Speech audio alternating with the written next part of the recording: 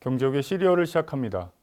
군대와 경찰, 그리고 모든 공공기관이 동원되어 선거를 홍보하고 반대 세력의 방해 공작을 차단하기 위해 단체를 만들어 질서 유지에 동원했다. 선거 당일에는 44명이 살해되었고 62명이 부상당했으며 100여 개 투표소가 습격을 당하는 유혈극 속에서 선거가 진행되었다. 이것은 역사에 기록된 선거의 한 장면입니다. 과연 어느 나라의 선거 풍경이었을까요? 놀랍게도 1948년 5월 10일 최초의 국회의원 총선거 때 바로 우리 대한민국의 모습이었습니다. 지금은 상상할 수 없는 폭력과 무질서 가운데 치러졌지만 50선거는 역사적으로 매우 큰 의미가 있는데요. 박찬승 교수는 본인의 저서 대한민국은 민주공화국이다 해서 이렇게 말합니다. 20세기 초까지만 해도 한국은 군주의 나라였으며 대한제국은 전제군주국을 표방했다. 그런데 대한제국이 무너진 지 불과 9년 만에 대한민국 임시정부는 민주공화국을 표방하면서 출범했고 1948년 수립된 대한민국 정부도 이를 이어받아 민주공화국을 표방했다. 군주정의 오랜 역사적 무게를 감안할 때 이는 거의 기적에 가까운 일이었다. 이렇게 출발한 민주공화국에서의 첫 번째 선거였지만 그 후의 과정은 결코 순탄하지 않았습니다.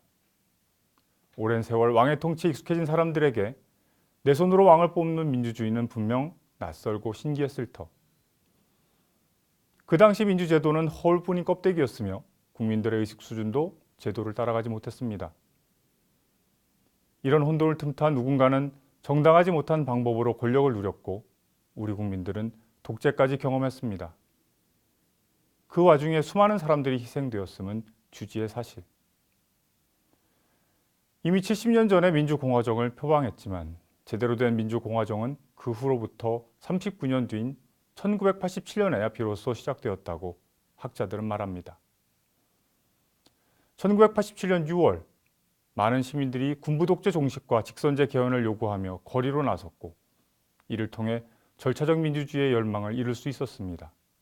이러한 힘은 과연 어디에서 나왔을까? 최근 개봉된 영화 1987에 그 실마리가 있습니다. 이 영화의 가장 큰 특징은 처음부터 끝까지 딱히 원톱이라고 할 만한 주인공이 없다는 점. 대신에 국가의 부당한 압력에 맞선 의사, 끝까지 진실을 알리려던 기자, 검사와 교도관, 스님과 신부, 운동화 가게의 주인 아주머니까지 그 시대를 힘겹게 살아가고 있지만 진실과 정의 앞에서만큼은 당당했던 여러 소시민들이 이 영화를 이끌어갑니다. 결국 세상을 바꾸는 힘은 이름도 힘도 없는 한 사람 한 사람의 용기가 모여서 만들어진 거대한 물줄기라고 영화는 우리에게 말하고 있습니다. 이러한 희생과 용기 덕분에 오늘날 대한민국 민주주의는 엄청난 성숙을 이루었습니다. 공정하고 투명한 선거를 통해 권력이 평화롭게 교체되는 것은 어느덧 당연한 일상의 풍경으로 자리 잡았습니다. 특히 지난 대선은 정치 사회적 혼란 속에서도 선거 과정뿐만 아니라 그 결과에 대해서도 승복과 화합을 보여줘 전 세계인을 놀라게 했습니다. 어느 날 갑자기 뽕나무 밭이 바다로 바뀌었다는 말뜻 그대로 상전벽해가 아닐 수 없습니다. 하지만 비슷한 시기 지구 반대편 케냐에서는 대선을 관리하던 선관위 핵심 간부가 피살되는 사건이 있었고 베네수엘라 국회의원 선거에서도 시위대와 군대의 충돌로 10여 명이 죽거나 다쳤습니다. 최근 10년간 세계 각국 선거 중 12%의 반대 정당의 보이콧이 있었고 17%는 선거 후 폭동이, 18%는 최소 1명 이상이 사망했다는 연구 결과도 있습니다. 여전히 어디선가 권력을 획득한 자와 그렇지 못한 쪽의 내재된 갈등이 제도적으로 해결되지 못하고 폭력과 충돌로 분출되고 있는 안타까운 현실. 그렇다면 우리나라 민주주의는 이미 완전한 성숙에 도달했거나 절대로 퇴행할 수 없는 비가역적인 것일까? 우리는 분명 짧은 시간 동안 세계적으로 그 유래를 찾아볼 수 없는 민주주의의 기적을 만들어냈습니다만 여전히 대한민국의 민주주의는 안팎의 크고 작은 시련 속에서 한 걸음 한 걸음 앞으로 나가고 있다는 것 또한 명백한 사실. 지난 대선을 통해 우리 국민은 승복과 화합이 있는 아름다운 선거가 어떻게 분열과 대립을 치유하고 통합으로 이끄는지 경험했습니다.